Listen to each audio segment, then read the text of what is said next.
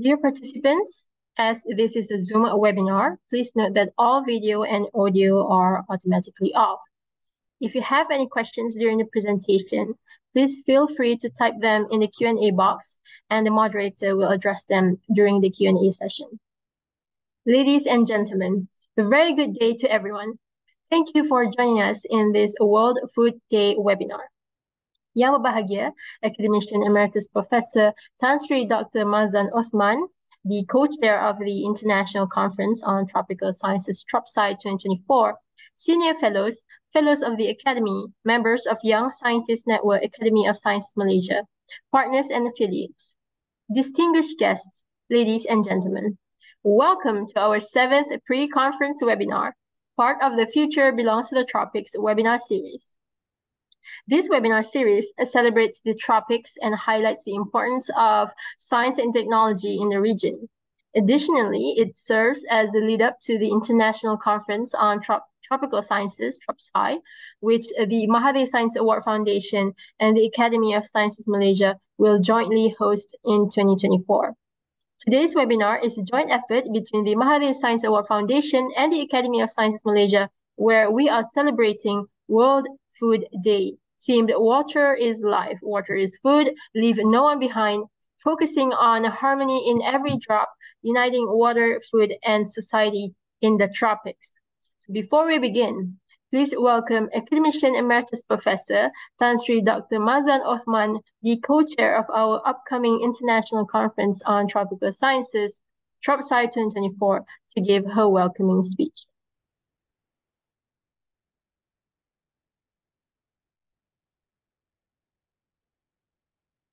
Ladies and gentlemen, distinguished guests, food enthusiasts, and participants from around the world. A warm welcome to all of you joining our 7th webinar, part of our TropSci 2024 pre-conference webinar series. Today, we are celebrating World Food Day. And this year, World Food Day is about water. Water is life, water is food, leave no one behind. To us, there should be harmony in every drop of water. So for our webinar, we are focusing on harmony in every drop, uniting water, food, and society in the tropics. So today we embark on a journey that delves into the heart of a critical global issue, the intricate relationship between water, food, and society, particularly in the tropics. We will explore how these elements intersect and influence the well-being of communities and ecosystems in this vital region of the world. And as we gather here today, let us reflect on the profound significance of this nexus.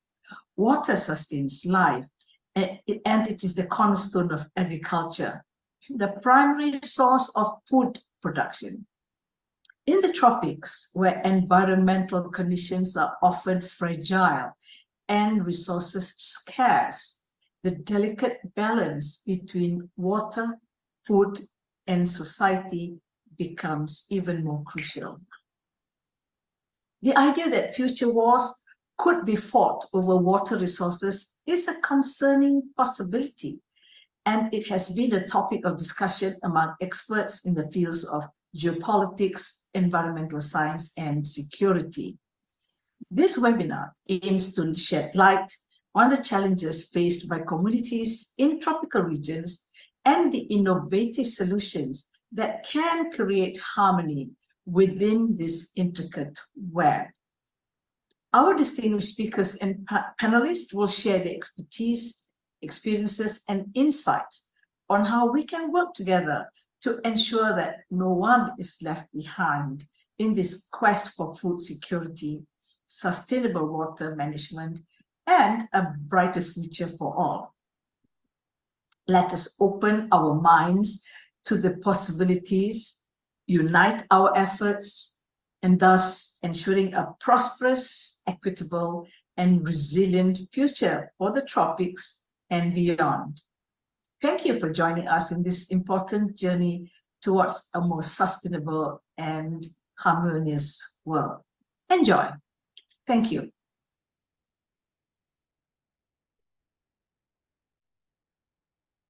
Thank you very much to Tan Sri Mazlan for the speech. Ladies and gentlemen, before I pass the floor to our moderator, Professor Dr. Ahmad Zaharin Aris, to take over, please allow me to introduce a bit about him.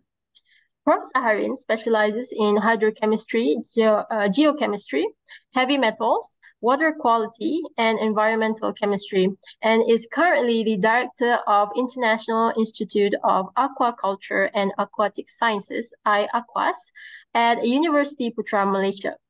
He is a top researcher in environmental science in Malaysia and a globally recognized scientist in academia in his field of expertise. In 2019, he was accorded the Top Research Scientist Malaysia Award and Malaysia winner and representative for APAC Science Prize for Innovation, Research and Education, Aspire, Asia Pacific Economic Cooperation, APEC, 2019 and 2022. He is also a fellow of the Academy of Sciences Malaysia and the Academy of Professors Malaysia. Without further ado, I would like to invite Professor Dr. Ahmad Zaharin Aris to moderate this session. Please welcome. Thank you very much, MC, for the introduction. Hello, ladies and gentlemen, distinguished guests, and also fellow environmental enthusiasts. Hello and good afternoon. Warm greetings to all our esteemed guests and to our vibrant participants joining us from all corners of the globe. And welcome to the World Food Day webinar, where we aim to raise awareness, to educate, and also to promote collaboration, as well as to empower communities, inspire action, and also to celebrate World Food Day by emphasizing the crucial interdependence of water, food, and also society in tropical regions. And more importantly, this webinar and also program is aimed to advocate the sustainable solution. I am Professor Dr. Ahmad Zaharin Aris, and I'm honored to be your moderator for today's session. Our theme for today's webinar is Water is Life, Water is Food, Leave No One Behind, and focusing on harmony in every drop, uniting water, food, and also society in the tropics. So before we dive in, let's take a moment to go over the format and also some guidelines for today's webinar. Throughout the webinar, we'll be hearing from different speakers who are expert in their respective field, and they will sharing their insight related to the topics. For the question and answer session afterwards, we would like to encourage your active participation. After all, the speaker's presentation will open the floor for questions. Feel free to type your questions in the question and answer box or chat box at any time, and we'll do our best to address them during the question and answer session. Speakers may also type their answers live during the whole program. Participants may use the chat box to interact with fellow participants, and this is a wonderful opportunity to connect with like-minded individuals who are passionate about sustainability and youth empowerment. Don't worry if you miss any part of the webinar. We'll provide you with the access to the recording on the Mahathir Science Award Foundation YouTube channel and relevant resources so you can revisit the valuable insight for what they have shared today. And today we are privileged to have distinguished panel of experts, each contributing unique insight to our discussion. And allow me to introduce our esteemed speakers today. Speaker number one, we have here Professor Dr. Mahathir Samsudin, FASC, where he's currently a professor at Putra Business School.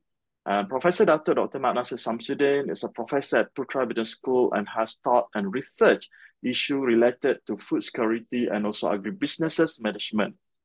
He is a fellow of Academy of Sciences Malaysia and was a member of the National Agriculture Advisory Council, Ministry of Agriculture and Food Security, and Deputy Vice Chancellor of University Putra Malaysia.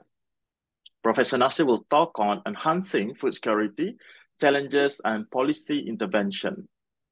And we're supposed to have Mr. Yi Qianhua for today's session, the Principal Assistant Secretary, Sustainable Agriculture Section, Policy and Strategic Planning Division at the Ministry of Agriculture and also Food Security Malaysia.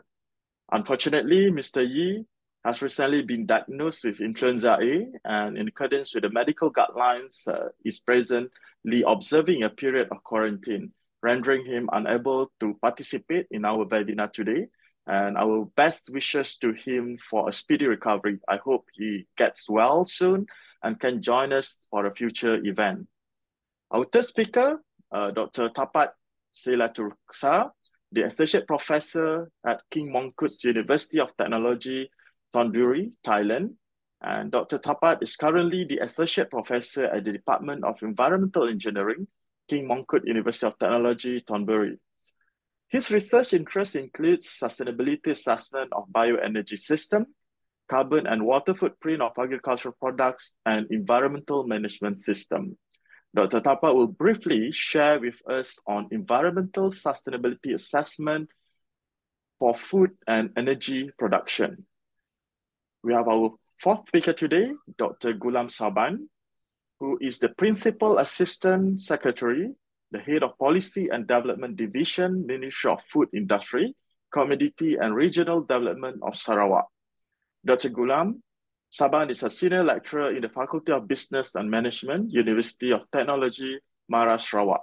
Since 2017, he has been seconded to the Ministry of Food Industry, Commodity and Regional Development as the Principal Assistant Secretary, heading a Policy and Development Division. He's largely involved with accelerating the commercializations of Sarawak agricultural sector by developing key policy and development programs. Within the context as a policymakers at the state level, Dr. Gluma will give us an insight on Sarawak food security, ensuring food security through the Nexus approach. And today's webinar will be going through each speaker's presentation with their respective topics. And afterwards, we will open the floor for a brief panel discussion among speakers and Q&A session with the participants. So let us kick off the session by exploring the challenges and also policy intervention in enhancing the food security. I will now hand it over to our first speaker to share his insight, Professor Dr. Mahathir Samsudin, FASC.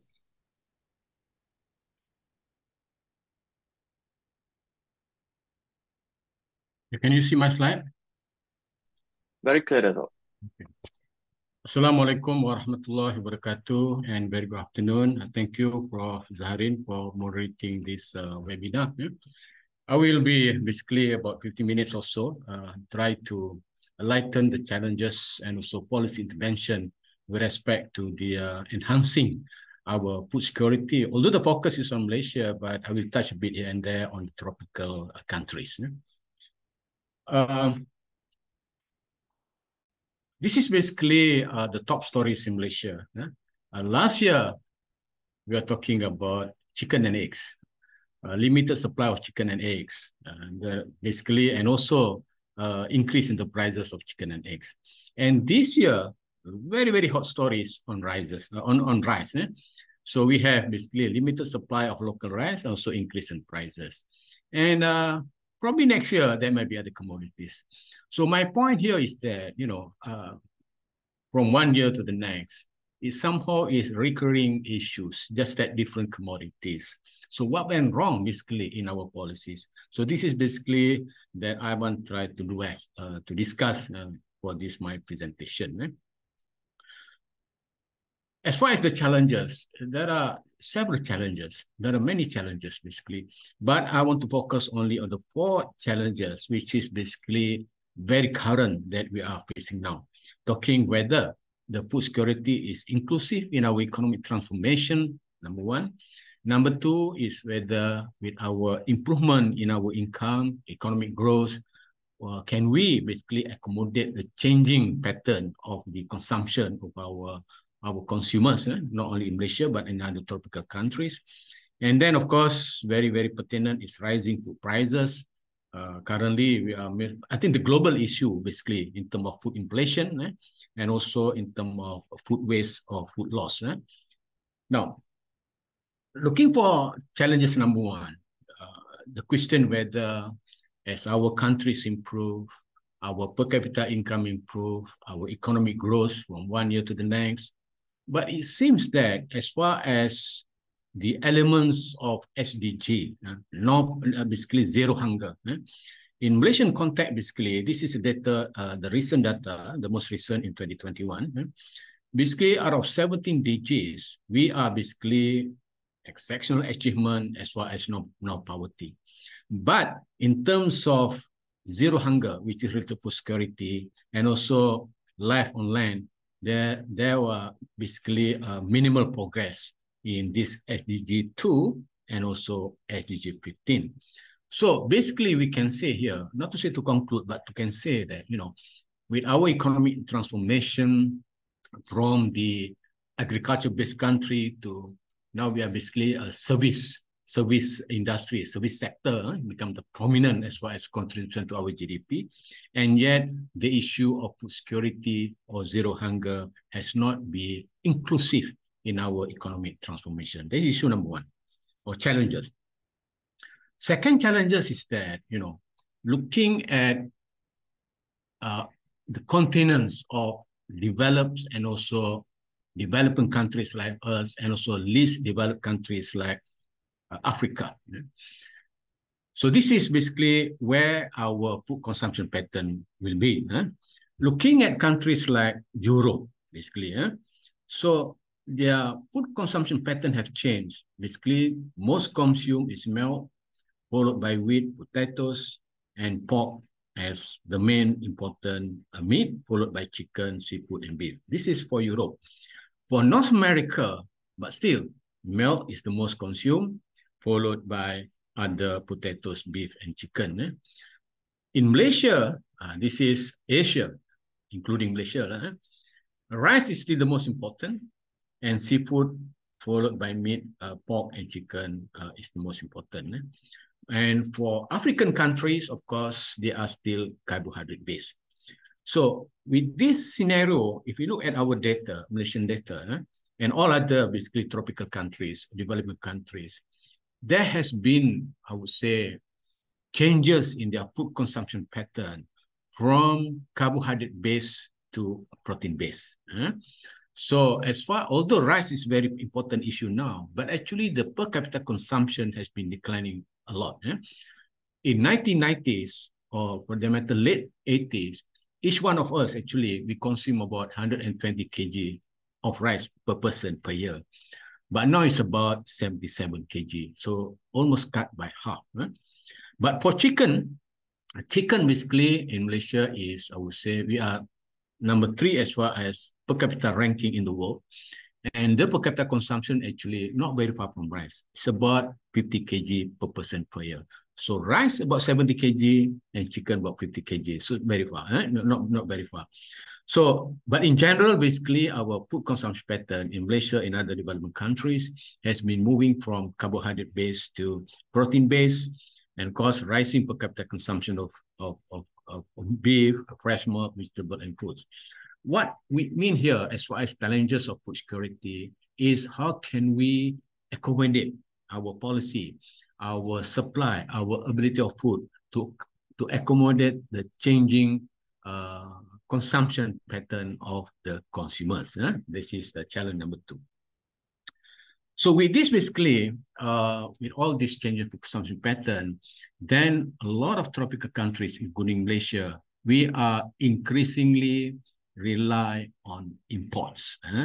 So in 1990, our trade deficit is about 1 billion. And in 2020, the latest figure is 21.4 billion. Talking about the deficit, of course, the total import is import.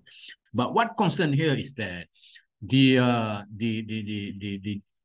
deficit is increasing from over the years. This means, for example, the data here from Malaysia, rising consumption, rising import, talking about mutton, poultry meat, beef, and so forth. That we are so meaning that with the changes food consumption pattern, we basically have not able to supply the food that what our consumers want. That's why we have to import more and more. And in terms of food prices, this is, if you look at the data here for rice, this one, so it is actually on the upward trend compared to the previous years. the triggering effect actually is by India. India basically is, I would say, they export about 40% of total rice in the world. And rice basically is a very thin market. About 7% of rice is traded in the world. So with the export ban by India, of course, the global supply of rice become less and less, and this will has increased the price. So what worries us is that if Vietnam and Thailand follow this the action that has been taken by India, then of course we expect the price of rice will increase more than 1,000 US dollars per ton. Now it's about 500 US dollars per ton. So this is basically. Now, if we look at the food inflation at the global, currently, I'm talking about real food inflation, the figure on the right. So like in Malaysia, for example, we are basically the red color, which is around 2.5%. But what worries us is not only the tropical countries, not only developing countries, but countries like UK, countries like France, all these basically like South Africa, which is more a bit developed compared to us. But they are actually experiencing real food inflation. Real mean the net out of the inflation, real food inflation, which is more than 5%. So this issue, real food inflation, is, I would say, it's real because those countries, developed countries, which has been basically, as far as their food expenditure is quite cheap before this, but now they are experiencing a very real food inflation currently. And other challenges is that when we are talking about food security, but we have a lot of food waste actually. Food waste and also food loss. This is the data from Malaysia. Next, I will be talking about other countries. We actually, as far as food waste, is about 15,000 tons per day, our food waste. And of that 15,000 tons, 8,000 tons can still be, I would say, is avoidable food waste. Out of that 8,000 tons, and 3,000 tons is actually still can be consumed, still edible. So on one hand, we are talking about sustainable food production, but on the other hand, we don't really, I would say, practice sustainable food consumption. That's why there are a lot of food waste. But talking about food loss basically, food waste basically because of our habit, our behavior. But food loss basically talking about the technology. Probably the chilling facilities is much less. Therefore, if you look at this data by FAO, low-income countries, the food loss is around 10%. But for high-income countries is about 3%, not more than 3%. So this basically, well, developing countries, low-income countries, basically are net importer of food, and yet at the same time, there are a lot of food loss in the developing countries, mainly in the tropical countries. As far as the food security situation, this is our country from Malaysia. Basically, I can summarize, our ranking has been declining over the years. Before this, we are less than 40, 38, 37, but 2021 figure is our rank is 41. Basically, these are the 4 pillars of food security. As far as availability, high imports, low SSL. That's why our trade deficit has been increasing over the years. Secondly, accessibility. Generally, we look at the tropical countries, developing countries, our food expenditure is very high. In Malaysia, close to 30%. That means on average, we spend about 30% on food. I'm talking about on average. Of course, those having high income is much less. But those talking about B40, lower income group could be 60 or 70% they spend on food. But on average, we are 30%. It's very high actually. I remember those days, during student days in 1970s in the US, basically their food expenditure is around 12%. And now it's less than 10%, but we are here close to 30%. Not much issue of utilization, but just we are concerned about food safety, and then of course concerned about stability. Although we are basically ranked 41, but of course the issue is whether our food supply is stable or not. That's why the reason last year we're talking about limited supply of chicken and eggs. But this year we're talking about that's what reported in media, there is no supply of local rice. So this is talking about the stability of the food. No. What should we do basically as far as policy intervention? Okay, now, as far as looking at the philosophy of policy, 1, 2, 3, 4, 5, 6. Basically, there are 6 issues. But the main important is the top 3. Yeah? So basically is how can we improve our food supply? So the policy is normally talking intervention at the input and also output market. That's number 1. And also, of course, infrastructure and R&D. Second is how can we able to, for our citizens, for our consumers to have enough nutrients to have active daily life. So basically, these are the instruments influencing employment and income. How can they have healthy life? This is the policy. Third, of course, in terms of the efficiency of the supply chain of food from producer up to the of the consumers. These are basically the main philosophy of agriculture policy. Yeah? An ecosystem with that policy, basically, I believe the ecosystem for us to improve productivity and hence, of course, food security, there are 3 components. Number 1 is talking about conducive policy. This I will get back to this policy. And second, of course, in terms of technology, probably other speakers can detail out on the technology and also on entrepreneurship, on the producers, on the farmers, who they are actually. So they are basically the 3 main components. But more important is that in the policy, investment in food production, because you're talking about food security, talking about food sovereignty. Yeah? So investment in food should not be considered dollars and cents. The return in investment of food should be, I would say, in economics term, not in terms of private return, but talking about social return. The return of investment in food is talking about the sovereignty of our country, the peacefulness of our country. That should be basically, from the economic standpoint, should be the return, the way we compute the return of investment in food. So with that, these are basically the policies that our country and most developing countries, tropical countries are following. 2 policies basically as far as development. Policies directly affecting production, subsidies, price support, guaranteed minimum prices, and so forth. And also policies directly affecting accessibility, the price ceiling, food stamp program, transport payment, better market access, urban farming, community garden, and so forth. These are basically the policies. But what I want to focus here is probably during the panel discussion, we can have a better the scope. But I want to focus here on chicken and rice. Why chicken and rice? Because these are basically the 2 important commodities in our country. Yeah?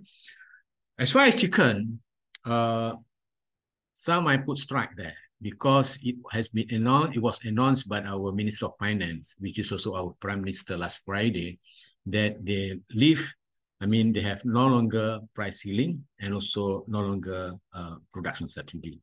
But before last Friday, we have subsidy, we have price ceiling, but we still have import quota.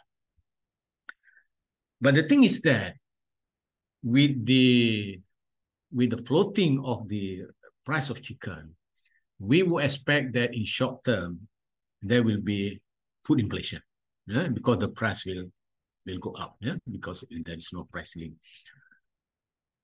Although normally the retail price now is sometimes below the price ceiling, but with no longer the price ceiling, then we will expect basically the price will go up above the price ceiling before. So we have to be very careful here.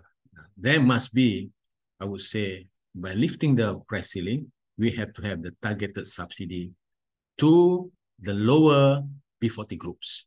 Those really have lower income group, targeted subsidy. Because if we have the production subsidy before this, actually we are giving subsidy to everybody, to the T20, to high income groups and so forth. But probably the high income group, they don't need actually the subsidy. The subsidy is meant only for the low income group. That's number one. We have to have that. Because how to reduce the, I would say, the concentration ratio. So basically for the chicken industry, the 4 big firms control about 60% of the market share.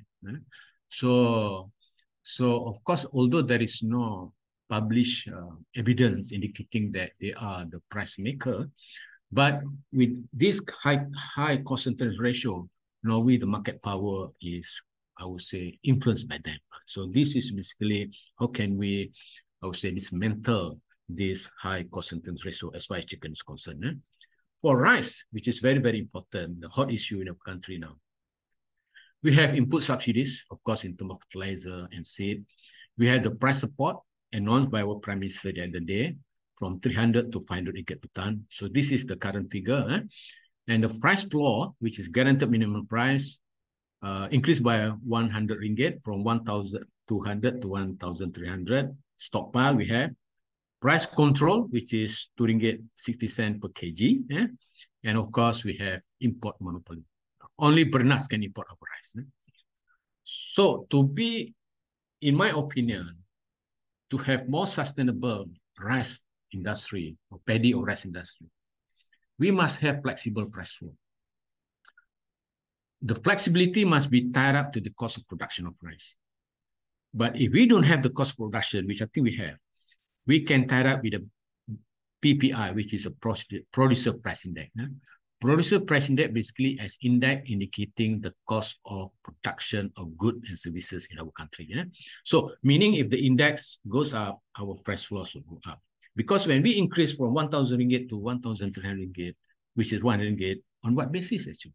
So the best one is we tie up the flexible price floor based on PPI. Second, in terms of subsidy, which is very important because rice is very important commodities. But currently, the subsidy is based on area planted. Doesn't matter the productivity based on area planted. But I think it's very timely because of limited resource. We basically change the mechanism of giving subsidy from input-based to output-based, which is on productivity. Doesn't matter per hectare, if that person, I mean the producer of rice or paddy have higher productivity, then we can get higher subsidy. This is basically, then there is incentive for the producer to have higher productivity. With the price control of 2 ringgit 60 cents, this is what the problem, the market is distorted. In my opinion, I think we're better as what we did on rice to float the, what we call the local price, local white rice, to float following whatever the market forces. And of course, with floating of local price, we must couple with the targeted subsidy. I think because actually, although rice is very, okay, our staple food, but based on the studies, it's not much per month actually. With the 2 ringgit 60 cents, actually not more than 50 per household. Then of course, we have target subsidy about 100 ringgit for those who's very poor. For crop insurance has been announced by the Prime Minister the other day in terms of Takaful scheme. But more importantly here, with respect to land resources, also water resources. For forestry, basically in our country, we have ecological transfer payment from the federal government to the state government.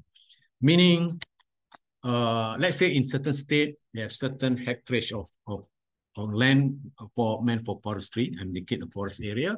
Then of course the federal government will give some incentive. They call it ecological transfer payment. But I think it's very timely to have, for example, we call it food security transfer payment. Meaning, for example, the land allocated for paddy production in Kedah is not only meant for Kedahan, it's meant for the whole nation actually. So the opportunity cost of the government, for the state government, is a lot actually. If they turn that land into industrial area, then the income of the state government is much higher. So in order to offset this, what we call the opportunity cost, I think we must have this land use incentive in terms of food security transfer payment. So we conduct a study, the best basis in terms of what we call the ecosystem services, because the land for paddy production is not only for paddy, but also to take care of the temperature, the climate, the habitat, in terms also for the landscaping, for education, things like that. So we compute all this actually. Let's say in Kedah, although the market price is about 150 ringgit per hectare, 150,000 per hectare, but the ecosystem services of that land is close to 400,000 ringgit per hectare. Last but not least, of course, we have to think whether dismantling of import monopoly for the rice, because the rent, if we have one import monopoly, economic team, they have the term called the rent, so it's very, very high. So I think if you have like 3 or 4 or 5 importers, then I think we can have competition, and then of course the price might be lower. So with that, Prof. Darin, moderator, that is basically my presentation. Thank you very much. So thank you very much, Professor Dr. Nasir, for sharing your valuable insight, particularly on the topics of food inflation and also food loss. So this is a very important topics that are indeed critical issue in today's context, and addressing them will be necessitate for a collaborative and also I think a comprehensive approach to mitigate their impact. I think we'll have a chance later on to hear more insightful view on this particular issue. But before we proceed with the panel discussion, I'd like to also invite our second presenters for today's session, Dr. Tapat Silaritsa, to talk about his perspective on environmental sustainability assessment for sustainable food and also energy production. So the floor is yours, Dr. Tapat. So thank you very much, Professor Ahmad, and good afternoon, everyone. So, and thank you very much for inviting me for sharing. The topic that I would like to share today is the environmental sustainability assessment for sustainable food and energy production. Actually, I'm currently working as the lecturer in the Department of Environmental Engineering, King Mongkut University of Technology. And also I have worked in the research center on life cycle assessment for sustainable development. So that it means that my work is particularly focusing on the applying the life cycle concept for assessing the sustainability of. So far, we start from the energy system, the bioenergy system, but actually it's really close to the food production system also. So that today I would like to share some of our research work for the sustainability assessment of food and energy production in Thailand. So first of all, let me introduce a little bit about the Thailand. As you know that I think Thailand, as same as many Asian countries, that we are the agro-industry based country, and you can see for the agricultural land use in Thailand is occupy about 55% of the total land is the agricultural land. And for the agricultural land, of course, the paddy field, the rice field is the major one, contribute around 42% of the total agricultural land used in Thailand. And second is the perennial crop and orchard crop, but we also have the cropland. Cropland is, we have the 3 major crops like sugarcane, cassava, and maize are the 3 major crops production in the country, and it's really important industry. And we also have the perennial crop like oil palm and para rubber, but even though the production scale is really far from Malaysia, but anyway, it's still both sectors are important for the Thai economies. From this land use, you can see, as you can see that we are one of the leading of the rice exporter country of the world, but we also one of the leading country for the sugarcane production, cassava production from the cropland.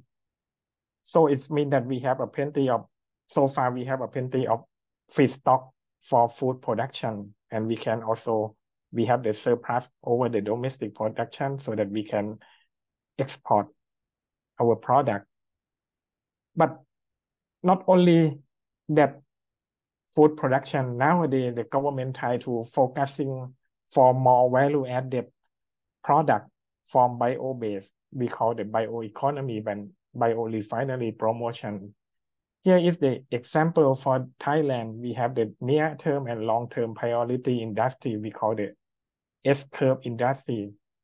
And of course, we have to promote the agriculture and biotechnology. This is one of the important sectors that we are going to promote.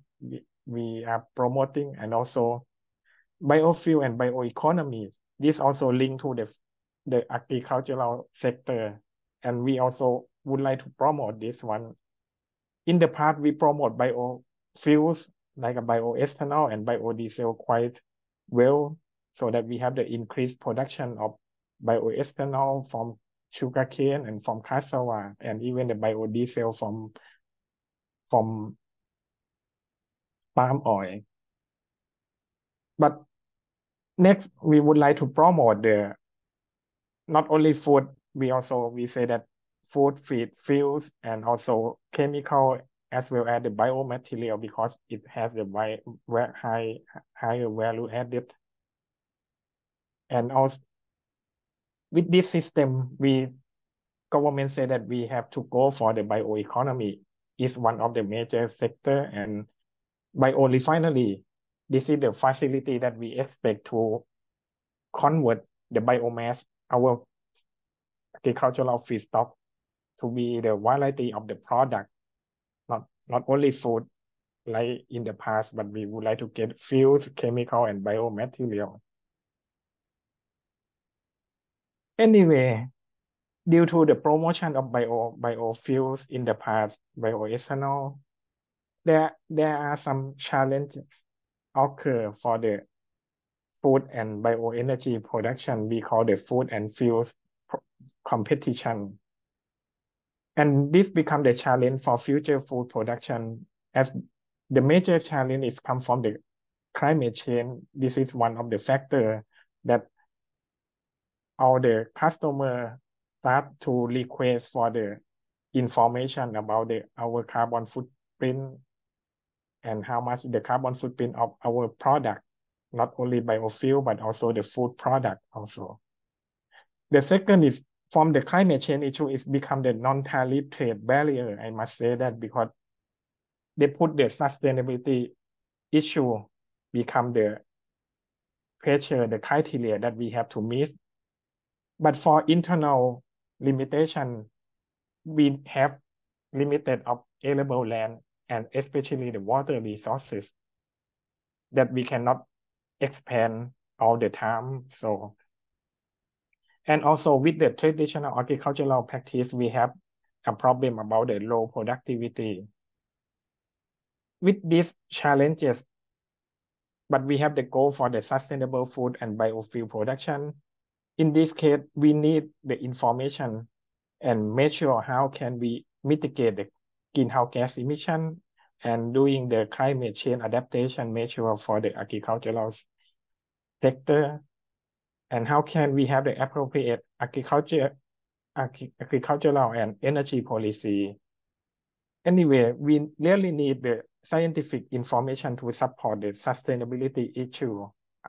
Apart from we promoting the good agricultural practice and also the technology and innovation.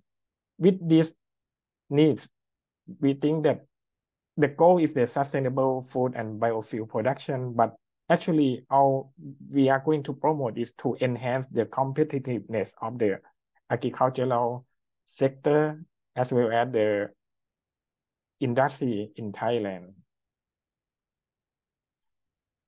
With this one, in the past, when we would like to promote the bioethanol, we think that bioethanol is good because it's come from the bio-base, so that it's carbon neutral. But as you know, the life cycle concept is that it may not true that if we look the entire life cycle production of bioethanol, when we considering the land use change, feedstock cultivation, which also require the agrochemicals, fertilizer, and this also bring about the greenhouse gas emission. For feedstock processing and especially for the biofuels conversion, we need a lot of energy like a steam and electricity, which must come from the fuel that we burn to produce the steam and electricity, and this can cause the global warming impact. With this life cycle concept, we have started with the assessing the net greenhouse gas balance when we considering the whole life cycle. And nowadays, the Thai industry, the carbon footprint, we can say is like a carbon footprint is very popular for the Thai industry because now there is a demand for the information of the carbon footprint of product. But there are also not only greenhouse gas, but over the production system, there are other sustainability issues like land use change, which can cause about the net greenhouse gas emission, and also the biodiversity loss that we have to consider. We have the limitation of water resources and also land. So we have to concern about the food competition with the fuels. And water use and water efficiency is still the important issue that we found for the agricultural sector in Thailand. For the monoculture, there are also the challenge on the soil quality for the long term. And for the production system, they also have the chance for the like a cane trash burning or agricultural residue burning that cause the air pollution. And also the wastewater can affect to the ecosystem quality. With this, all the sustainability issue over the life cycle of food and bioenergy production, we must say that if we would like to address the sustainability concern regarding the limited of resources, available land or freshwater resources, we require the assessment we call the life cycle sustainability assessment. And what we require is we need the information that can help the policy decision maker to identify the appropriate measure for encourage the industry in order to improve toward the sustainability. And this is the example for the food and fuel competition. The competition is come from the competition of available land use, water resources, energy use, and chemical. Here is example of tools that can be applied, and we have the research team we call research network on LCA that in Thailand that work on various dimensions of sustainability. We have applied the carbon footprint, water footprint, ecological footprint, material flow accounting, green GDP, and life cycle assessment, and also social life cycle assessment for assisting the food and energy production system in Thailand. Here I would like to give some example because this talk may be focusing on water security. Water security is one of the challenges for agricultural sector because agricultural sector in Thailand takes account for the more than 70% of total water resource supply in the country. And we have forecast that we will have the water scarcity issue by year 2025. But actually we also have this issue every year. But as you know that the problem is not because of we don't have water, but the problem with we have water, but the water resource is not evenly distributed over the country. So we have conduct the water state index for the 25 watershed of Thailand. And this one, we would like to apply this one for water footprint assessment. This water state index we assess for 25 watershed in Thailand, and the dark color show the high water state And the value is come from the ratio we call the water withdrawal to water availability that in that watershed. And this is the annual basis that we have some watershed, 4 watershed that has the high list for the water state. But if we look in each month, they also have the variation because the water situation can be varied by the spatial and temporal factors. With the water state index, we have 4 watersheds like a Moon and Chi in the northeastern part of Thailand that have the high water state. When we have conduct some study regarding the bioethanol promotion, in this case we promote because government try to promote the cassava and sugarcane production. And you can see that the green dot show the location of the ethanol plant that we are that get the legislation and planning to install in the future. Many plants located in the water state region because this region is the major plantation area for cassava and sugarcane in the northeastern. So for this one, we apply the water state index that we developed, and we assessing the water consumption required for ethanol production, and we multiply with the water state index to get the water scarcity footprint or water deprivation potential.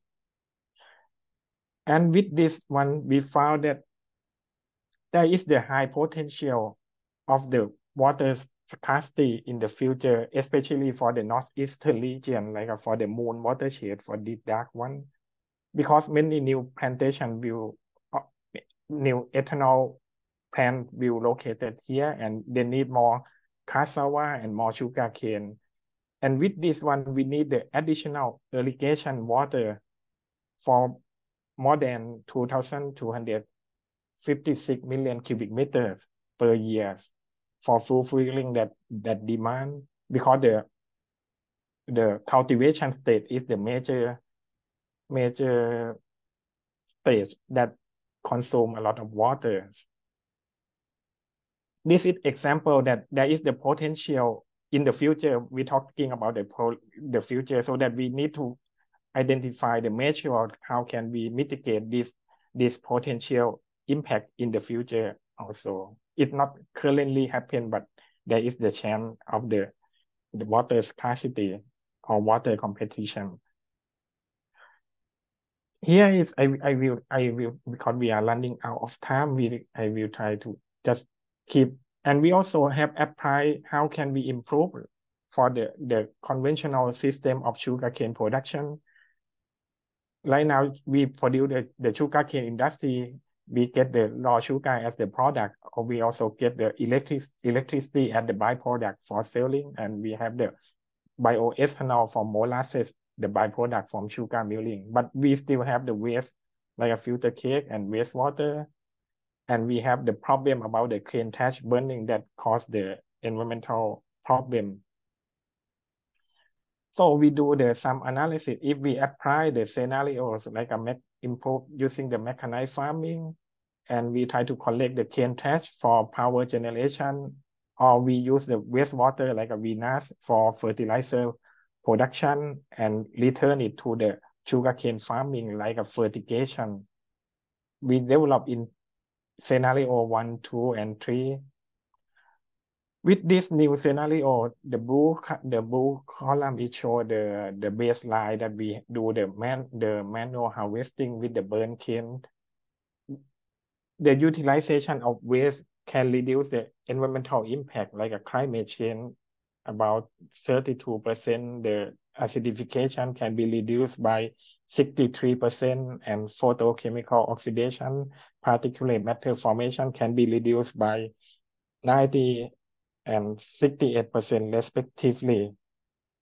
Also, mechanization need increase the fossil depletion because we need more diesel for mechanized farming. But we can get also some credit from the byproduct like a bioelectricity from cane thatch, that finally we can get the fossil depletion reduction in the final.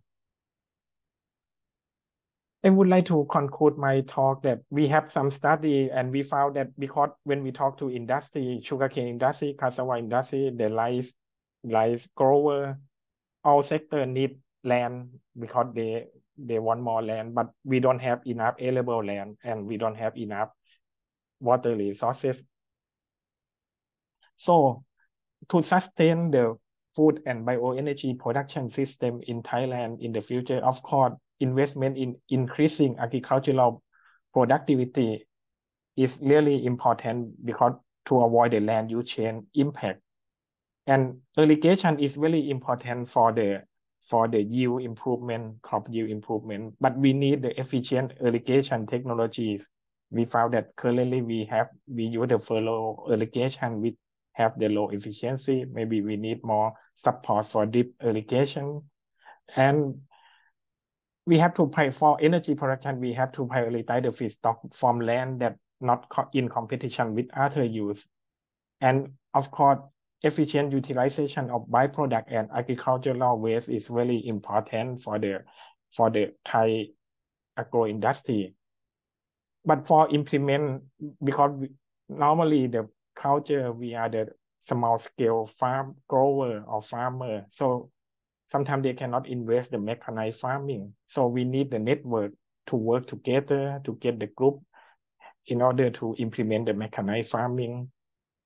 And finally, everything for this measure, we need the proper support policy framework, and we need the information from sustainability assessment in order to avoid the shifting of the problem. When we solving one issue, maybe it can create another issue. So the life cycle perspective can help for avoiding the shifting of the problem, especially in terms of the resource scarcity like water. That is all of my talk today. Thank you. Thank you very much, Dr. Tapak, for your insightful presentation, where it's a very meaningful presentation, as we can see, and also learn so much from Thailand. Thailand has made significant strides of advancing technology development within its agricultural sector and leading to the notable improvement, especially in the agricultural output. And what can I say is several key insights can be drawn from your presentation: the precision farming, biotechnology, smart irrigation, digital platform, and also sustainability initiative. And we can see that Thailand's commitment to the technological advancement in agriculture has not only boosted the agricultural productivity, but also has positioned the country as a regional leader in the sustainable and also efficient farming practice. And I believe that this approach not only addresses immediate food security concern, but also to ensure the long-term sustainability of the agriculture sector in Thailand and also the Asia for sure. And continued investment, for example, technology and knowledge sharing will be crucial to maintain and also to further enhancing this achievement. So thank you very much, Dr. Tapak. I believe that there will be more things to share after this. And let me again welcome our third speaker for today's session, Dr. Gluma Saban, to speak on Sarawak food security policy, ensuring food security through the Nexus approach. So your floor is yours, Dr. Gluma.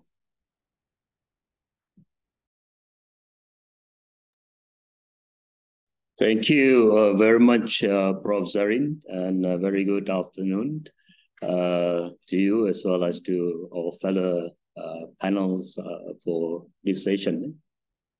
Yeah, once again, on behalf of the Ministry of Food Industry, Commodity and Regional Development, we would like to extend our appreciation for inviting our ministry to be part of this panel this afternoon. My topic for this afternoon is on Sarawak food security policy and ensuring food security through the Nexus approach. So, I'm sorry, Dr. Gluma, are you switching on your camera? Yeah, I am. Yeah, because we couldn't see your face actually, just a background. Yeah. All right. Okay. All right. We are working on that. Still just a background. I think maybe you are sitting quite far from the camera. Yeah, maybe. Please zoom in. Okay, hold on. Yeah. because I believe that participant would like to see who you are. All right. Okay. All right. Sorry for that. Okay.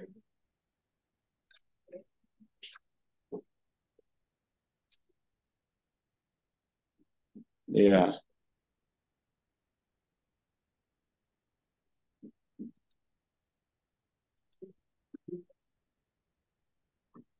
Probably the background is too strong for my photo to my face to appear. Yeah. Maybe Secretariat, we can just switch off the background for Dr. Gluma so that he can appear in the camera. All right. Probably that would help. Yeah.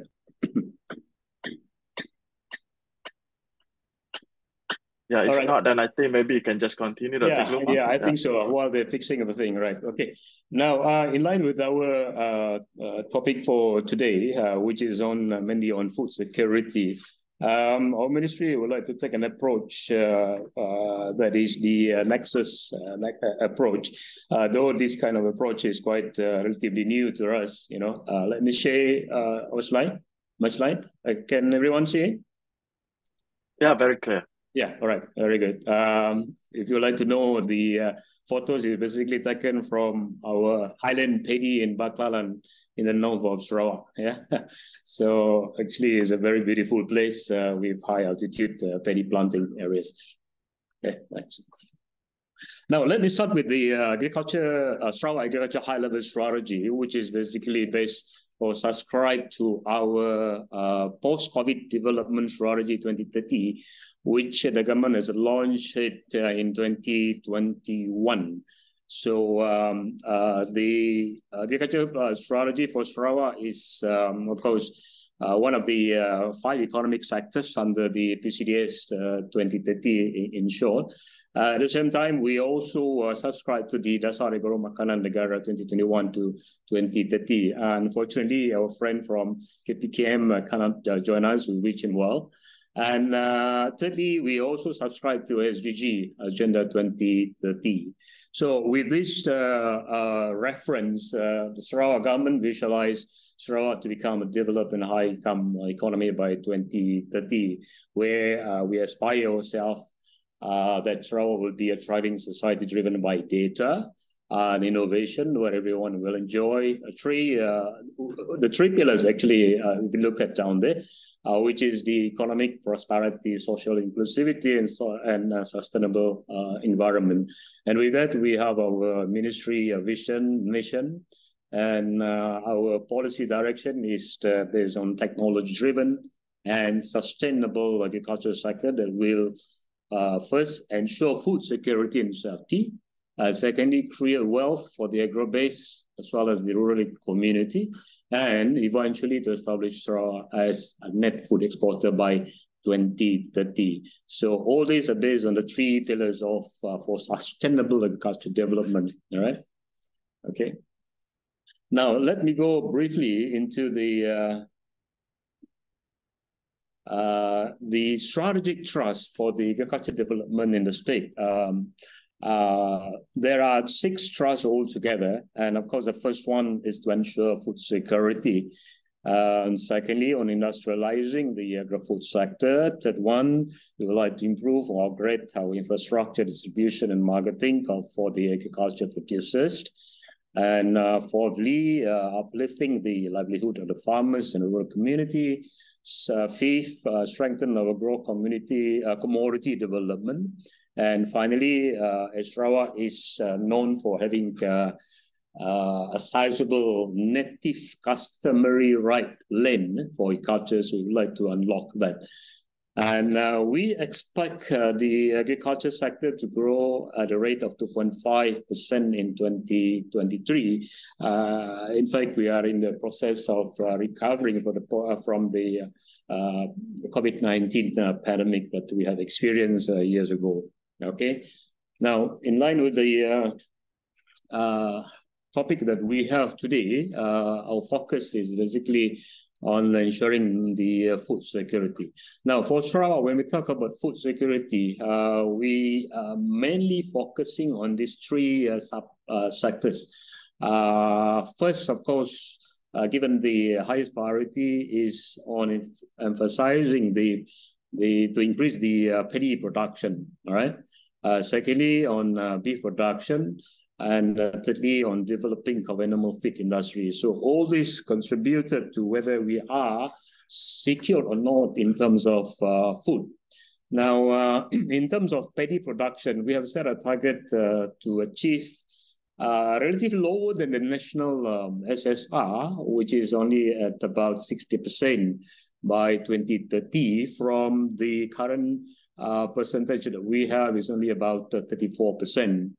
In fact, at one time, we have achieved nearly 60%, but due to multiple reasons, particularly in terms of land competition, aging farmers, less lucrative as compared to other commercial crops, and therefore the production or the productivity also has greatly been reduced. So Sarawak is not known as the producer for rice at the national level. Yeah, and if we look at what we have today in 2022, our paddy production has fallen from 132,704 metric ton to in 2016 to only about 85,720 metric ton. Right. Which is just about 5.1% of the national total rice policy, total. And for rice policy, from now on, we view the rice sector as a very important, as I've said earlier on, and we hope we can be driven by the industrial, wet, lowland, and high-yielding paddy cultivation, which is for food security reason. And for the other two, I'm not going to talk much of it. So let us just look into paddy production, as what our first panel has said earlier on, where rice is one of the hottest issue that we are facing today. All right. Next one. Okay. The snapshot on our water food nexus in Sarawak, the approach that I'm taking today. Of course, Sarawak is the largest state in Malaysia, but in terms of our population, we only have about 2.453 million as per 2020 census, right? And we have a land mass of about 12.381 million hectares, of which 79% of that is covered by forest. And we look at the agricultural land, is only made up of about 16.44%, which is about 2.035 million hectares. And out of these 2.053 million hectares, almost 1.6 million is covered with well pump. So you could see the amount of land that is cultivated by other than well pump is relatively small. Right? And in terms of water bodies, Sarawak is covered by 1.21%, and the rest 3.17 is for Saltaman. Now, talking about water here, it's not really a big issue because Sarawak average rainfall is above 3,000 milliliters. And about 97% of our raw water supply for agricultural, domestic, industrial needs derive from surface water resources, primarily rivers. And again, for rainfall, Sarawak has 22 major river basins throughout, as can be referred to the map at the left-hand side. And at the same time, currently we have 3 large hydropower dams operating in Sarawak. And the fourth one is being built, which is Baleh Dam. The first 3, the first one is of course Batang Air, second is Bakun, and the third one is Murum, which is already operating in Sarawak. So that is the scenario about that. But I do agree with the second panel later on, where water is not an issue, but tapping water for food, for domestic, for agriculture can be an issue in certain areas, particularly along our coastal line. Now, Sarawak has a long coast length of about 1,000 kilometers. So Certainly, the right infrastructure must be put in place so that this water can be optimized and utilized both for domestic as well as for agriculture purposes. Now, we all know that agriculture is highly dependent on water, right? And for that reason, to increase the crop yield and so on and so forth. And if we look at the contribution of Sarawak to the Malaysia gross output value for agricultural sectors, we are actually the largest, with about 30.2%. All right. At the same time, we also the main contributor for value added for agricultural sector at 13.3 billion or 32.8%, which is based on 2021 actually data, yeah, from the Department of Statistics Malaysia. And as I've said earlier on, to date, water-food nexus interlinkages in Sarawak is gaining momentum. Yeah, unlike years ago, every industry, particularly agriculture, works in silo. But lately, in the last 3 to 4 years, we have actually integrate and coordinate our programs or project with the rest of the relevant and related ministries as well as agencies in implementing our agricultural programs and projects. So we all understand or believe that efficient water usage, irrigation for paddy and non-paddy crops, as well as well pump production, fisheries and animal husbandry are being practiced. That is the common understanding by all agencies and ministries alike. Yeah? All right, next. Now, again, looking at our transformation strategy initiative that currently, as well as those that we are going to undertake, based on the Nexus approach, which I believe everyone has come to term with, which is aimed to transition the industry from a silo approach to an integrated and strategic management approach, which is basically in line with the National Water Sector Transformation 2040, that is on Water Food Energy Nexus, or WFE. All right. Now, the strategies initiatives that have been taken or are currently undertaken by the state government is, first of all, we identify the nexus hotspot, yeah, and reduce the water stress index. I believe this has been touched by our second panel earlier on, the WSI, in relation to food and energy sectors. Though we have not been come out with a formal study on the water stress index, but from our 22 major river basins, we have basically computed or recorded, right, the water stress index in this region. Yeah. Now, secondly, is to establish a multi-tiered institutional arrangement. Now, the Sarawak government has in recent years established what we call as regional agency in Sarawak. So to date, we have about not less than 8 regional agency from the northern up to the southern part of Sarawak.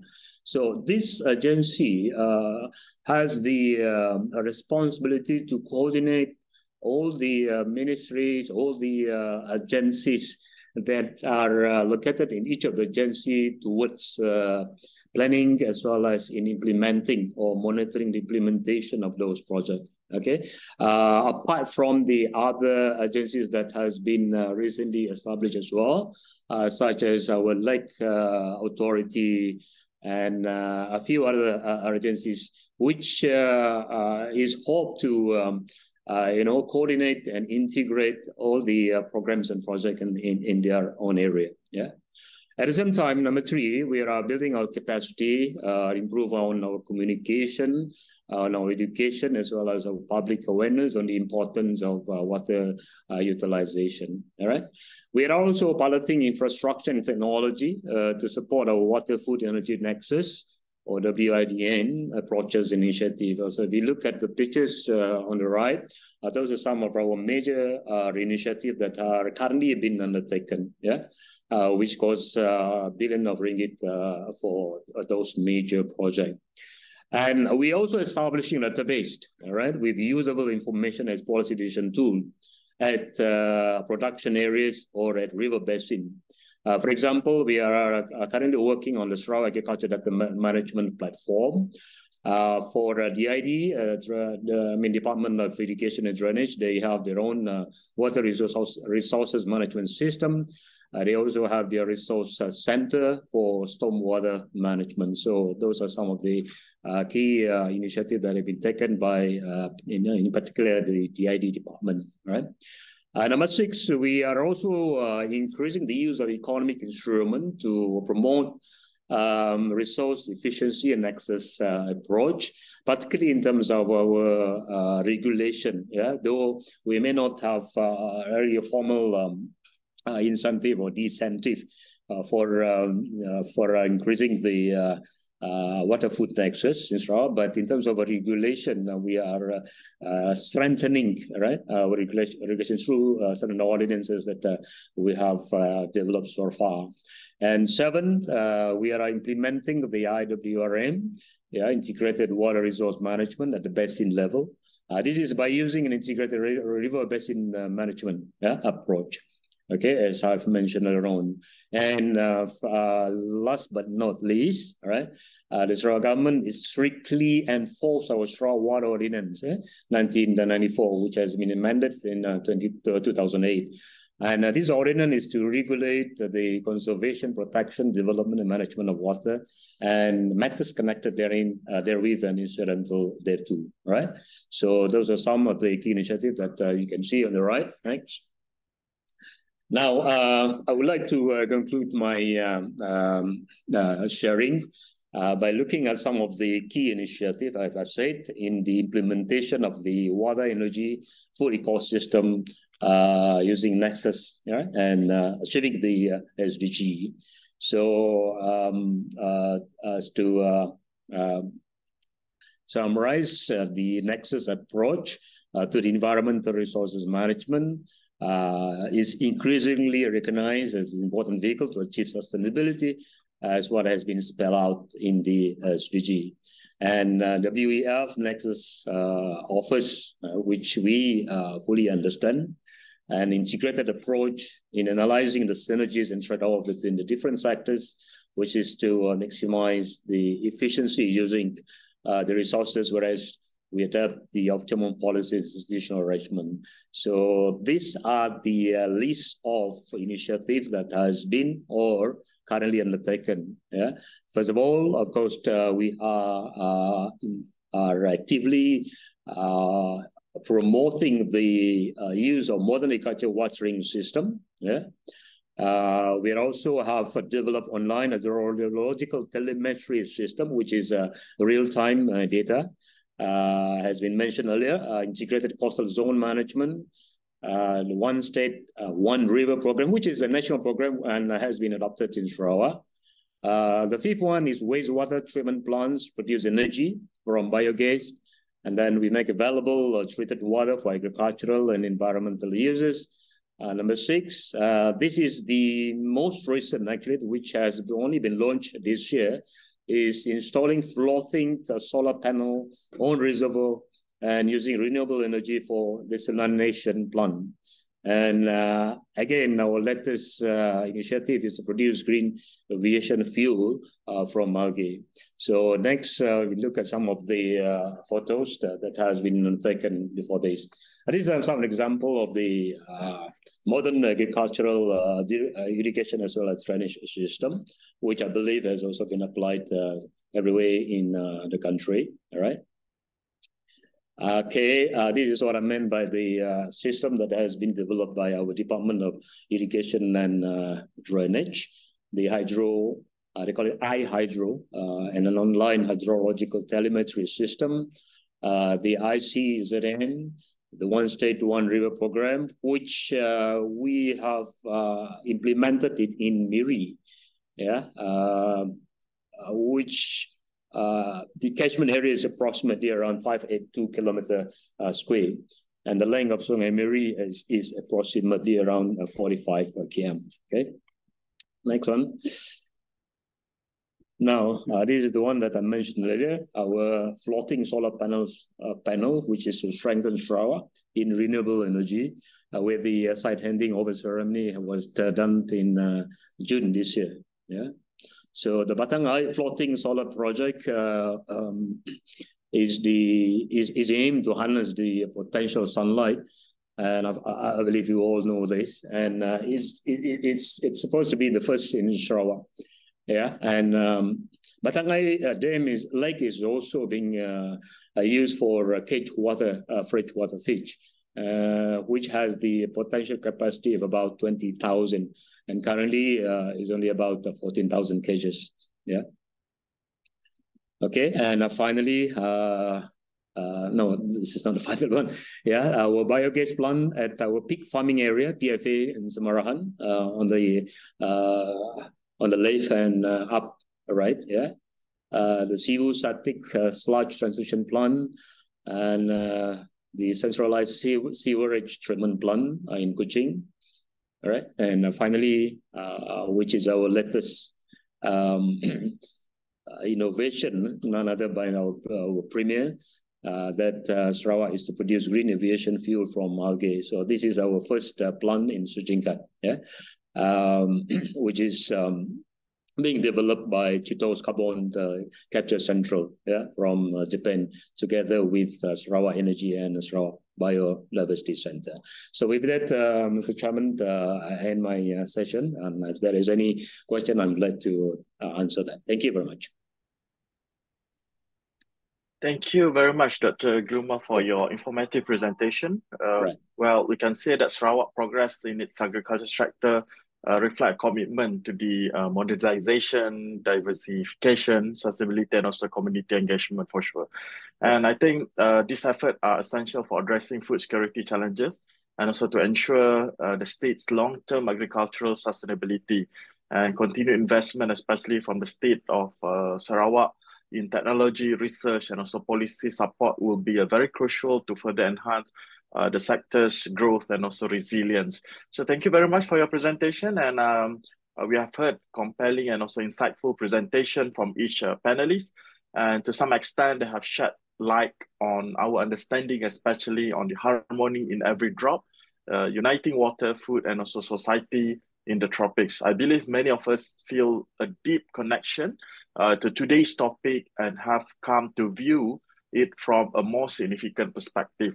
And I would like to initiate a panel discussion session by presenting a series of questions to our panel and also to facilitate a more in-depth exploration of the topic. And in the meantime, I would like to also invite the participants to please feel free to type your questions in the question and answer box, and we'll address as many as we can later during the Q&A session. So I think most of the panels have come into agreement the importance of water, food, and also energy. So maybe I'd like to start with our first panel, Professor Dato Nasir. What is the single most pressing challenge in enhancing food security in the tropical region? And maybe you could also highlight what are the policy intervention and also approach that you believe could have the most significant positive impact on addressing this particular challenge. Thank you, Prof. Zarin. If we look at the food security, I mean, basically there are 4 pillars. That means we have to address those 4 pillars. Number 1, in terms of the availability. 2nd, accessibility. 3rd, utilization, and 4th, stability. But out of these 4 pillars, I think the most challenge as far as countries in tropical is in terms of the production or in terms of the availability. If you look at the structure of agriculture or economy in the tropical countries, developing countries, including Malaysia. Basically, there are two types of agriculture. One is what we call industrial crops or agri-commodity. And the other one is a food commodity, consists of crops, livestock, and also fishery. For example, in Malaysia, we have 5.9 million hectares for palm oil. For palm alone, we have close to 6 million hectares. But for food production, it's about 800,000, not even 1 million, 800,000 hectares. And yet it has been declining over the years. So this is basically, of course, when you're talking about land, of course, include water and so forth. So the most challenging is how can we, the return as far in investment from the economics point of view or policy point of view, how can we, the returns from food production is at par with the return from palm oil, for example, or industrial crop. If the return from the industrial crop is much higher as what it is, and less riskier as what it is, therefore, more and more land has been converted to palm oil, and less land is for food production. Therefore, taking into consideration, we need to consider in terms of stability of the country, in terms, as I said in my presentation, in terms of social return. Therefore, I think two things must be, I would say, need to be proposed. First, as I said earlier, is fiscal incentive, food security incentive to the state government in maintaining the land for food production based on ecosystem services. That's number one. Number two, in terms of the payment for environmental services to producers. This has been, I would say, practiced in the United States, for example. When a farmer producing, for example, certain agricultural crops, he actually is not only producing agricultural crop, but he or she also are providing the service to the environment in terms of the ecosystem and so forth. So meaning that the price that we pay to the producers is not only in terms of the product that we produce, but also including the environmental services that he or she produce. So in this case then, of course, the relative profitability of the food production can be closer to the relative profitability of the industrial crop. But what I mean is that the mechanism that we have to develop the mechanism, of course, the payment. Of course, we can, the payment from the government to the producers. So probably the consumers have to pay the price of certain product, but of course, the payment of environmental services can be indirectly from the taxation of the consumers. That's basically in terms of the, if we can do that, basically, then of course, the availability of food can be, I would say, can be improved, or the production of the productivity. Second is that we can see how can we emulate the plantation crop models. Plantation crop or agri-commodity or industrial crop. There are few terminology there. So you see that looking the plantation crops or industrial crops, they have been coexistent between big plantation and also smallholders. You see, smallholders cannot survive. They cannot produce palm oil, for example, if there is no plantation, because they have to send the fruit to the mills. But normally the plantation also, they have excess capacity in terms of milling from the fruits to the CPO. This is for just an example. Therefore, there is, I would say, win-win situation or coexistent win-win situation between smallholders and also the plantation. If we can do that, then for food production, then I would say the production or the availability of food can be improved. And of course, this will also improve our food security. So this is basically my comment, other than in terms of the stability and the accessibility, and so forth. The main one, I think, still in terms of the production of our food. How can we improve our production? And yet there are a lot of plantation crop which is more profitable. So this is a big challenge, actually. But thank you. Thank you. Thank you very much, Dato. So this is a very insightful view on the current approach that we should looking at. Well, I actually have more questions on that, but I would like to give some opportunity for our second panel first before we go into Dato back on the relevant question. So maybe next to Dr. Tapai, I have questions that maybe you can actually tell us how can we effectively balance the dual goals of achieving sustainable food and also energy production in tropical region, considering the potential environmental impacts especially, and how Thailand has provided a good example in terms of managing all those risks coming for their agricultural production, and what are the key strategies for assessment or assessment method that should be prioritized in policy development to ensure both sustainability and also the productivity. Maybe you can let us know, especially in the case of Thailand productions, and also how they actually look at this particular issue. Oh, thank you, Professor Ahmad. And what maybe for Thailand, from what we have done the research so far, for the balancing of food and energy in the past, we do not have much problem about the food and fuels competition because our feedstock for fuel production like ethanol is not come from the major, not come from the crop directly. We use the byproduct like sugarcane molasses, so that we do not have much food competition. But in the future, what we have found that anyway we will cause the indirect effect. Like if we divert for the molasses or cassava for ethanol production, it means that we don't have problem in the domestic consumption, but we cause the problem for the exporting. Maybe we have to reduce the export of our feedstock that may affect in the global level. But with the scale right now, it's not that effect to the global level yet. And but what the government try to do and is how can we try to utilize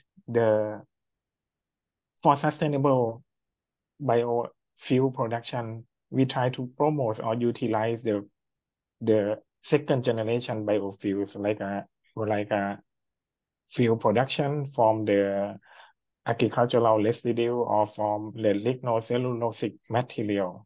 This is one but this needs a lot of research that still have under development. But the key important, if we want to balance the food and fuel, what we have found is that there is the different nature between the fuel crop and the perennial tree. Like for the palm biodiesel, there is different problem for the fuel crop like sugarcane and cassava. This is the annual crop production.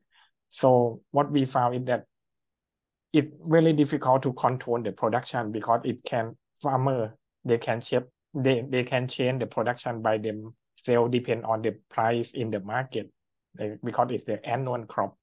So what we try to encourage the how can we say the quota system for planning in the beginning, but sometimes it's not in practice in the realistic.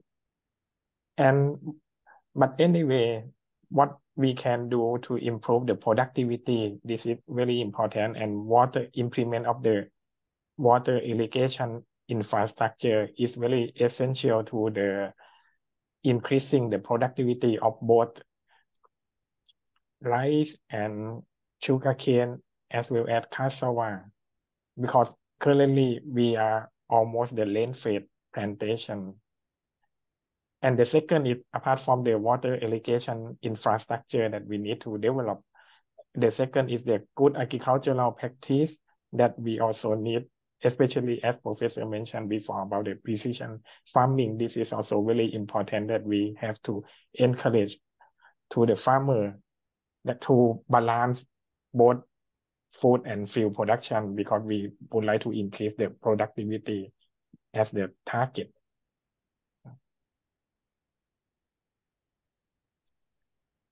Yeah, thank you very much, Dr. Tapak, for that insightful view. I believe that there are more things that you would like to share, but maybe we would like to proceed with the next question, especially to Dr. Gluma. Yeah?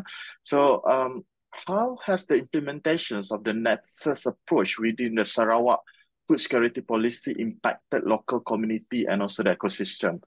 Can you share some specific success or challenges that have emerged, and what lesson can be learned for other regions, especially aiming to enhance food security through a similar approach? As we can see that there are many approach and also a plan for the Sarawak government, especially on enhancing the community services, especially in Sarawak.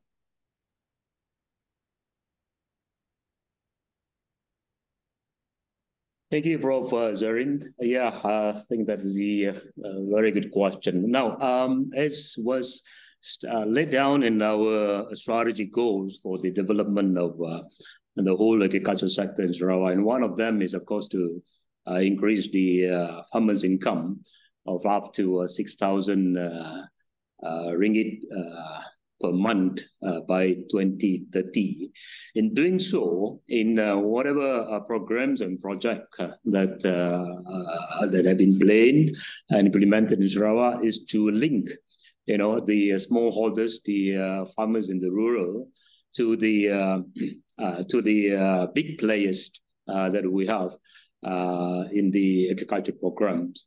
Currently, we have several of those programs, particularly in developing our so-called agro park, which is a designated area for food production. Yeah, as mentioned earlier in my presentation earlier on, out of the 2+ million land for agriculture purposes, 1.6 is covered by World Pump.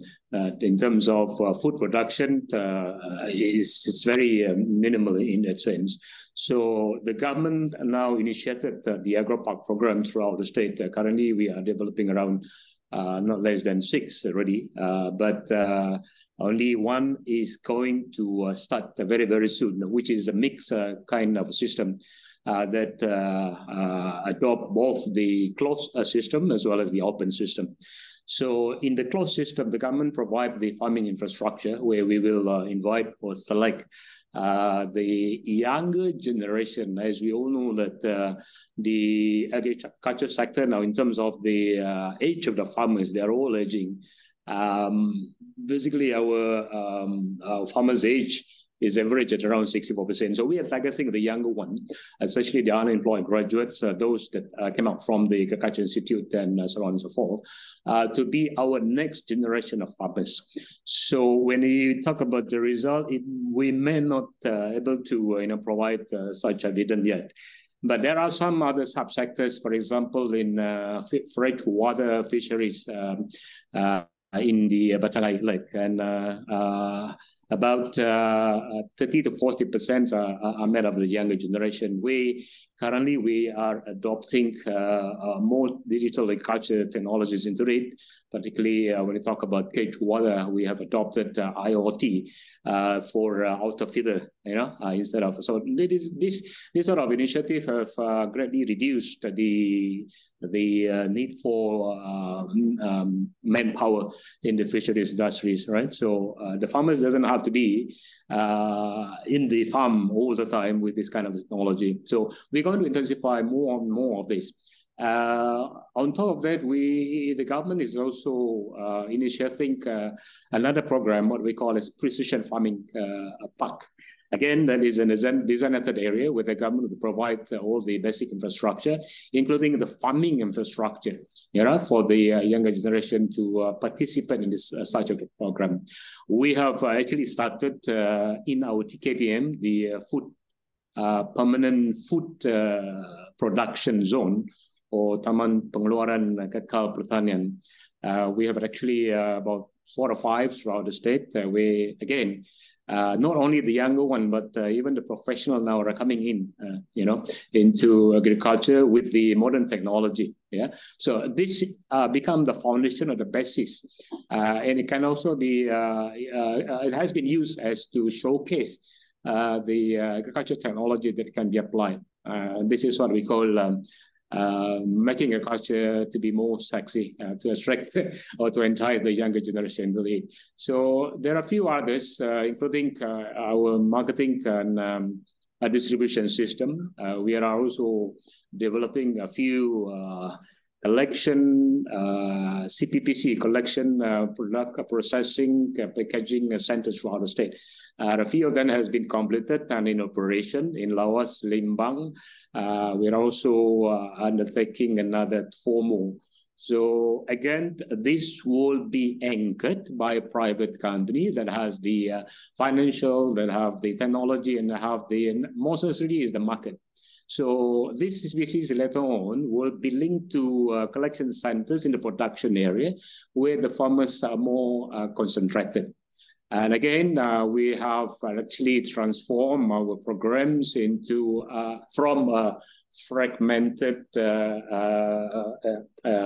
farm into a more clustered or concentrated area where they can produce kind of a similar crops at a bigger volume, and that will increase the efficiency for collection and also distribution of their produce. So those are some of the key projects, not only in 1 or 2 divisions, but throughout the state. So again, the smallholders or the rural farmers are the one that we are actually targeted and linked to those anchor companies. So in all sectors, actually, it's not only in food crop, but also in livestock as well as in fisheries. Yeah. Thank you very much, Dr. Global. We can see so much progress, especially in the Sarawak state, because they are not actually hunting for the development only, but also try to harmonizing the ecosystem and also the community in any aspect of the development that they have decided. So I have actually 3 questions provided from the floor, the audience, that I think related to each of the panel to answer, because this is something related to the current scenario, the policy, and also the issue that we are currently focusing on. The first question coming from, if I'm not mistaken, Professor Nordin Adlan, where I'm worried on the subsidy fertilizer given by the government, which is not reached to the paddy field as the fertilizers were sold to the third party in order to compensate their debts in the middleman. This phenomenon is an open secret to those who are familiar in this industry. Does this happen in Thailand? Any research done in Malaysia on this practice, especially on the tonnage of the productions of rice? So I think maybe for the first question, especially, is this happen in Thailand? Dr. Tapak would like to answer first. Actually, in the detail, I'm not sure, but what I have heard that from the government, we don't have the subsidy for the fertilizer, but we have the policy on the price guarantee, like we guarantee for the rice commodity for the minimum price that farmer will get from the product. But if they can sell higher price, it's okay. But if whenever the price in the market lower than the guarantee, the farmer will get the guarantees for the price. But what we encourage to the farmer that we need the small farmer to work in the group for make better negotiation with the fertilizer seller, because whenever you have the more people, more group have more demand, so that we can do more negotiation. This is the plan that government try to encourage for the landscape farming by grouping of our small scale farmer together in terms of the cooperative, but not only one cooperative. We need several cooperative to work together to be the landscape scale, so that we can we can hope we can solve this one. This is what we have done in Thailand.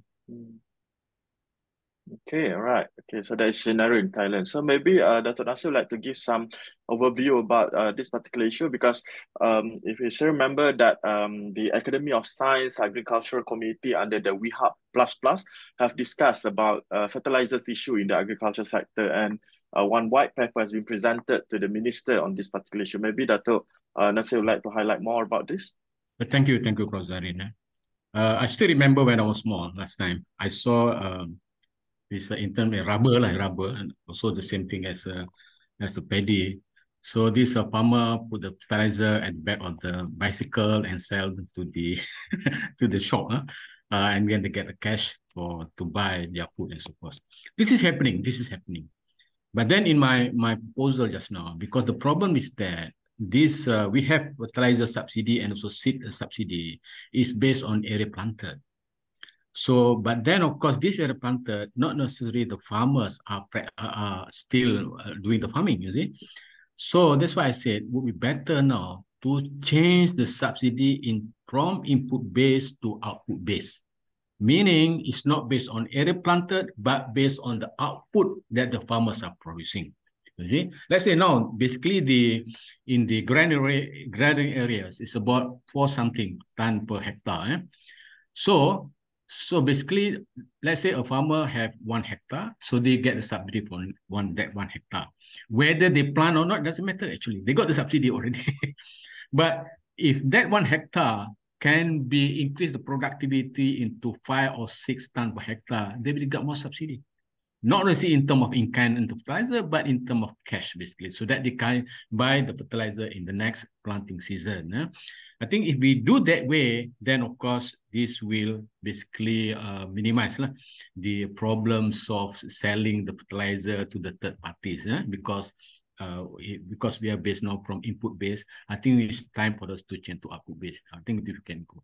But Prof. Zarin, can I back to the first question just now?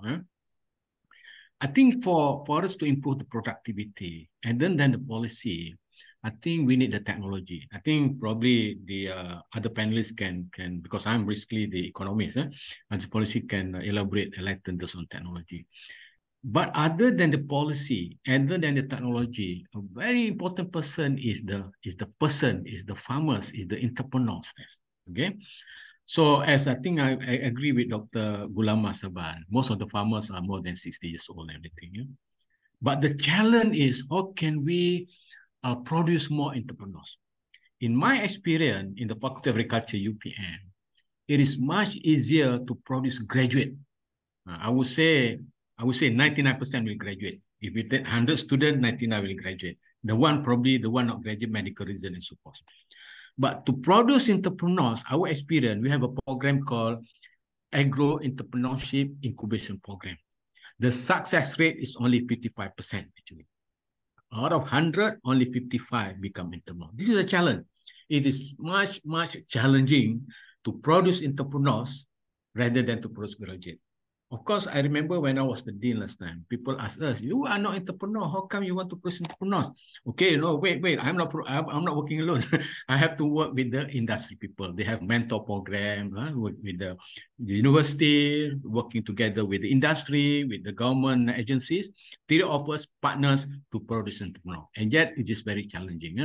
So if we can have more entrepreneurs, we don't want to call them farmers. We call entrepreneurs.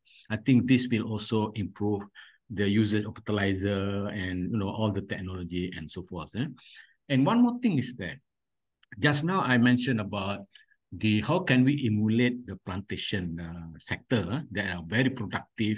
Our palm oil is about 70 to 80 billion in terms of export earnings, 70 billion ringgit, sometimes 80 billion ringgit depending on the price. So the thing is that what has been done in our government, especially now they have a scheme, what they call, in Bahasa is SBB, Scheme Berskala Besar, which is basically is a big scale scheme. So I think with the big scale scheme, so we have all the exit program for the farmers. They are all very old. Put them as the I would say, the owner or the share of the land, and then we should, I think, starting to produce big scale. Big scale, entrepreneurs, with all the technology, I think this will improve. Because if our study conducted, if we can improve the productivity from let's say 4.3 ton per hectare until 7 ton per hectare, I think we can have 100%. Of course, to go to 7, we need the ecosystem of the policy, ecosystem of the technology, and also ecosystem of entrepreneurs. If we can improve to 7 ton per hectare, we are basically close to 100% self-sufficiency. So thank you. That's my comment, Prof. Zarin. All right, thank you, Dato. So this is very insightful in terms of policy intervention, especially. Dr. Gluma, maybe in a very short answer, from the model that are being proposed by Dato Nasir, especially the fertilizers subsidy should be based on the output orientation, not based on the amount of the land belong to the farmers, for example. So what is your opinion, especially how this can be actually be implemented in Sarawak? Okay, to a certain extent, I do agree with Prof. Nasir, actually, but we must accept the fact that rice is our staple food. We can't inevitably take away the subsidies at the production level, but we can balance that one with the outcome model. The only thing here is to strengthen our farmers' registration. What I mean is that each of the farmers that receive these subsidies are actually registered. But the fact that our registration are not being updated from time to time contributed to some of the farmers who are not farming are still receiving those input. So these are the areas that we need to really update from time to time. In the case of Sarawak, we used to have about more than, I believe, 80,000. And now we have widened it up to about 45,000, which consisted of both wet and hill paddy. So that is the task that the Department of Agriculture in particular, as well as our PTKs, need to do from time to time, so that the subsidies that they receive reach the one that really produce. But there are some that are also producing and yet not receiving. So these are the kind of things that we need to do. And what the Sarawak government is currently undertaking is to gazette those production areas so that those land that have been traditionally planted or cultivated with paddy are not converted to other wild palm. All right, so I do agree, but we still need to maintain the production subsidies. At the same time, we can also go into the outcome subsidies. And with the model that the government is promoting now, which is Smart SBB, actually, from Dato', Smart SBB is a model berskala besar, actually. So I believe this has been successfully implemented in Semenanjung, but in Sarawak, we have just introduced it. We are appointing 1 or 2 Semenanjung based, actually, Sarawakian, but in Semenanjung to be one of the first 1 or 2 models that we can introduce here. So this is way, again, land reform is required so that in order to produce, going for double cropping, the infra must be there.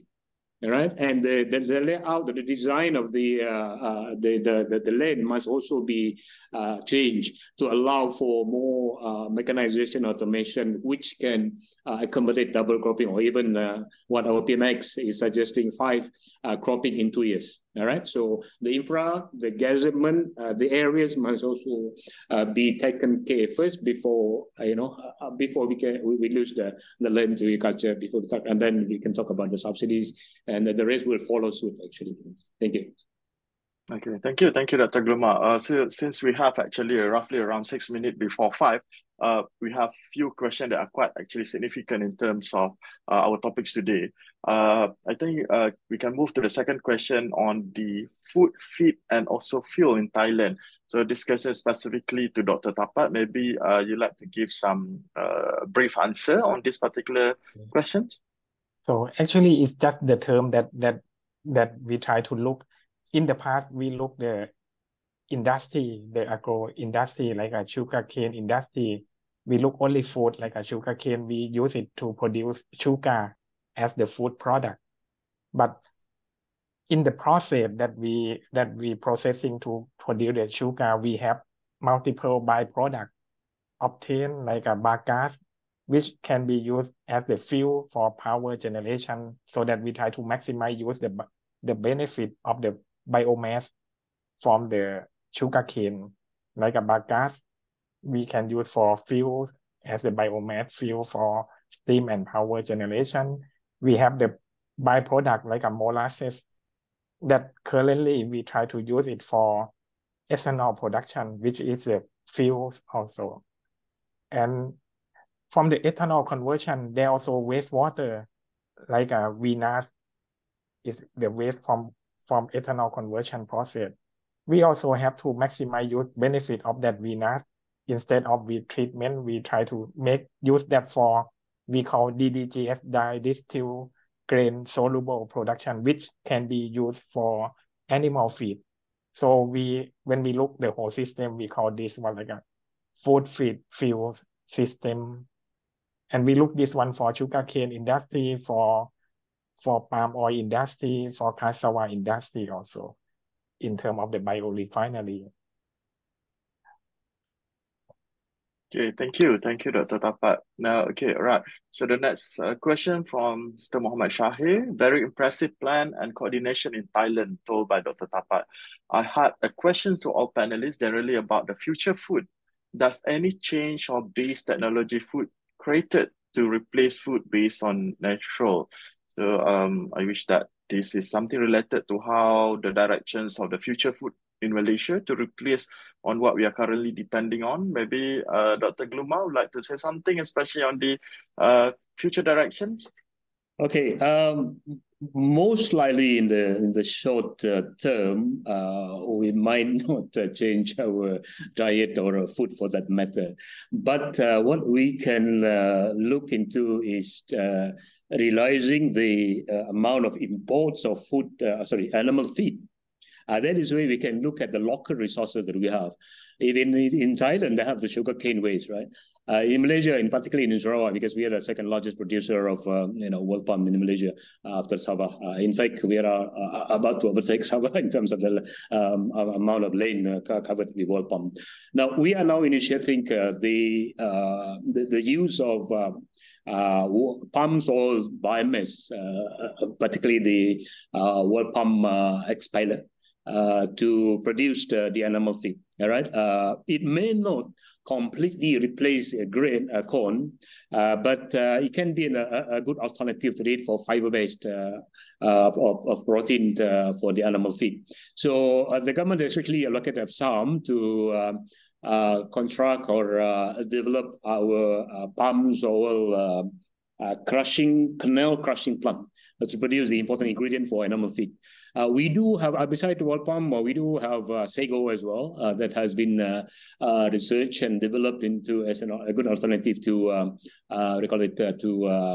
animal feed. At the same time, we're also looking at the potential of black soldier fly as also an important ingredient to animal feed. So talking about animal feed, which is an important factors that contribute to our food system, I think that is what we need to look into because that is one of the major contributors to our food deficit, which amounted about more than 5 billion this year, actually. So that is the other important aspect that the state government is looking into. But of course, paddy is still the priority for us to feed, but we have other programs and projects to look into how we can increase, if not the land, but the productivity for paddy production. Yeah. Okay, how about you, Dato? Is there any view on this future food, especially in Malaysia? Of course, you're talking about as my presentation, and I totally agree with Dr. Guma. That has been changing in terms of our food consumption pattern and food consumption diet. Somehow we are more of consuming more protein-based special food, talking about food safety rather than mass production. So basically we have to accommodate the changing demand of our consumers as our per capita increase. Just like lesson learned from the European countries and so North America, we should basically produce food which are what the consumer want. But having said that, as I said just now, although the per capita consumption of rice has been declining, but then our population also increasing. So therefore, we should go ahead and still produce rice. Probably in 10 years from now, probably the per capita consumption might reduce about 30 or 40 kilo per person. But since the population also increasing, therefore we still have to have production of rice. But having said that, I think I would touch a bit on technology, yeah? Because agriculture, I would say, is still land-based. Generally, still land-based. We still need land, we need water certainly. But I think we should also think of what to call this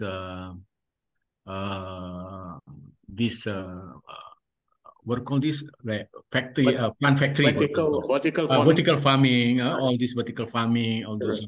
But of course, we shouldn't overdo it. Sometimes we see that when Singapore do it, we want to do it also. No, see, because Singapore, they do it not by choice, because they don't have any land, and they might want to sell the technology also.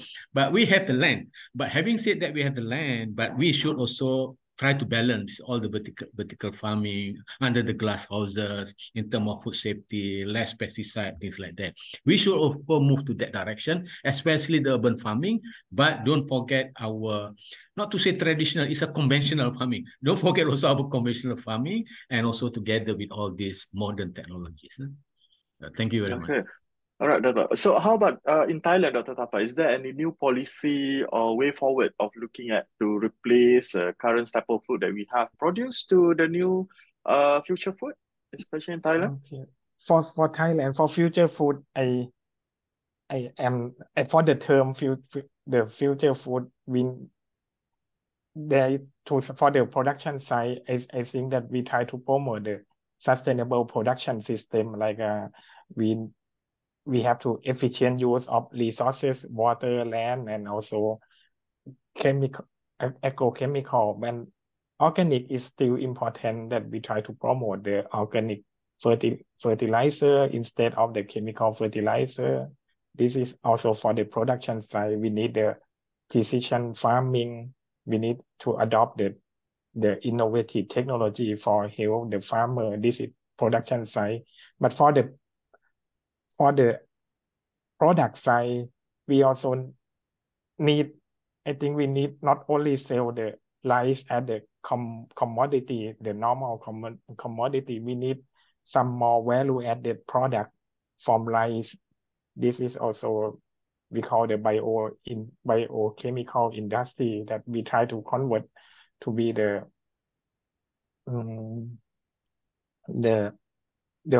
functional food. They say the term, the functional food, the food that designed for function, for which function that require in the market. And the term of genetic is still important, that in the future we need to improve the genetic, because there is the change of the climate change. The genetic improvement is still important for adaptation. This is climate change. Okay. All right. So this is a very clear view on what the direction that we should focus on. So I believe that we have and one question. This is supposed to be our last question before we end our session today. From Idayu Muhammad. Should we empower more small farmers with calculated productive farm size, or focus more on large-scale farm for short turnaround? This also reflect the facilities and also machinery size. So I think this is very much reflected to the agriculture economics. So maybe Dato' Nasir would like to start throwing some answers on this particular issue. Yeah, thank you, Prof. Zarid, and also the pertinent question by Prof. Idayu. I think we have to balance. The issue is that before we say balance, whether we want to give employment to the farmers, meaning focusing on the people, on the farmers, or focusing on the output of rice, for example. So for those areas where we have still productive farmers, productive producers with certain size, for example, because, for example, in Johor, for example, they have pineapple production. Although the ownership of land is each person might be like 2-3 acres, but they're actually operating 50 to 60 acres by renting a lot of land. So basically then, if we have productive farmers that can put together uncultivated land to be a bigger size, then be it, because they are still productive. Alternatively, those farmers, with aging farmers, more than 60 years old, just the land is sometimes left idle, the children also not interested. I think this is where the government has to come. It's the scheme what we call just now SBB, where the farmers, based on their land area, every season they will get the payment because your share in terms of your land, but must be operated large scale so that machinery with all the drone and everything, so that we can be more productive. So to answer this question, depend on the area, the profile of the farmers. On those aging farmers, yes, we should come in scheme SBB, which is large scale, it's called big scale scheme. But for those farmers which are still productive, they can have renting on the land. Then by all means, they can they can operate on their own land. So we have to profile the farmers basically. Right, so that will be the keyword to profile. Okay, all right. So Dr. Gluma, I believe that in Sarawak, this is also one of the things that we should look into, because there are many small farmers being scattered around in Sarawak. So in terms of the productivity and also the scale of the Sarawak state government are hoping for, so what is your view on that? Yeah, thank you very much once again. Of course, as much as we want to leave out the small farmers into the mainstream of development, but we can't. Because the fact that one of the strategic goals is to uplift the standard of the people, mainly the farmers, and the farmers are those that dwell in the rural areas. For as long as they still exist, the government has the responsibility to look after them. And whatever farm size that they have, whatever level of productivity they have, we still cater for their needs for as long as they're available. But the trend, of course, is to streamline, is to transform them to be modern, to be more productive, with all the programs of that we are into. So I do agree, but if come to a point that they are no longer productive, they're not able to farm, that is where probably ideas is, will become relevant, whereby they can lease or rent the land to the anchor company, to the industry players to farm it, and they can enjoy their rental or, they rent out of it. So the fact is, for as long as they are still requires the government still has the responsibility. Otherwise, the government can lose their, the politician can lose their seat if they're not taking care of the rural people. Political crops. There must be a balance in there. Again, at the end of the day, is the livelihood, is the a standard of living of the farmers that the government is looking at. Yeah. Okay, thank you very much, Dr. Gluma. So I believe there is Miss Yang Yue Ying who raised her hand. Maybe you'd like to ask any questions, or is mistakenly Miss Yang Yue Ying before we come into our conclusion? No. Okay, all right. So I think 2 hours for our session is not enough personally for me. I think this is a very hot topic, especially when we talk about the food, something that we are really need in our daily life. We had a very fantastic discussion today, exploring the vital connection between water, food, and also society in the tropics, including the technology. And I would like to express my gratitude to our speakers and also participants for their active engagement. And before we come into the conclusion, maybe I would like to invite each of our panel to make a very short remarks or concluding remarks on our particular issue that we have discussed today. Maybe Dr. Tapak would like to start first, a very short concluding remarks to all of our participants, including, most importantly, our policymakers on our particular issue. Yeah. On the policy aspects, I think I would like to repeat here, investment in food, the return is peacefulness of the country, not dollars and cents. So I think our policy should be tuned towards that, because we need food every day anyway. Without food, I think the country will be in chaos. Thank you. People are not happy. People are not happy. Thank you, Doctor. Dr. Tapat? Yeah. Okay, actually, so for my conclusion, I think now in the future, anyway, we will have new technology that we can go toward the development, but we have to think the sustainability, not only economic or environment, but actually the social aspect. They are the three triple pillar of sustainable development that we should consider together in every development in the future. Thank you, Dr. Tapa. And how about you, Dr. Gluma? Yeah, the nexus approach that we are getting to adopt should be the key to sustainable agriculture. There got to be a balance between the social needs and the economic needs. So of course, first of all, is to ensure food security, but at the same time, we need to generate, revenues from agriculture, be it for in domestic or for from the foreign overseas market. So though we have done a lot, but we still need to improve further. And this way, we need all the guidance and resources and sources of fund. We welcome the investment, be it domestic or foreign, into Sarawak. And we are actually collaborating more and more with our regional member ASEAN countries, as well as ASEAN +3 and all others. So I know Singapore are coming more regularly to Sarawak to look at investment, to upscale their technology and all that. And we welcome not just from them, but also from all other countries. Thank you. Yeah. Thank you very much, Dr. Gluma. Yeah. Well, in closing, let us remember that water is life, water is food, and together we can actually leave no one behind in our request for the sustainable harmony in every drop.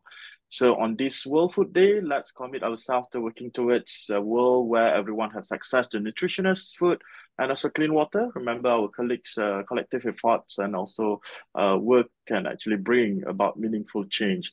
So this is a very fruitful discussion that I have today. Thank you very much to our panelists, Dr. Gluma, Dr. Tapat, and also our own Dr. Mahathir Samsudin, for a very insightful view on our issue, especially on our food World Day today. And of course, thank you all for joining us, and we hope that you found this webinar enlightening and also inspiring. Let us continue the dialogue and also action to ensure a better future for all. Have a wonderful day. Back to you, MC. Thank you. Assalamualaikum. Thank you very much, Prof. Zaharin. And I found it very insightful and interesting as well. And I truly hope the participants enjoyed it as well. A huge thanks to all speakers for joining us and for your incredible support of this webinar. To the participants, thank you very much for attending this webinar from all over the world, making this program a success. I would like to remind the audience that this webinar is a pre-conference event of the International Conference on Tropical Sciences, TropSc2024. We have more pre-conference webinars coming soon, so please join us next time. And if you would like to watch the recording of today's session, you can check out our YouTube channel. We will upload the video soon. That's all from us today. Thank you, and we'll see you next time. Thank you.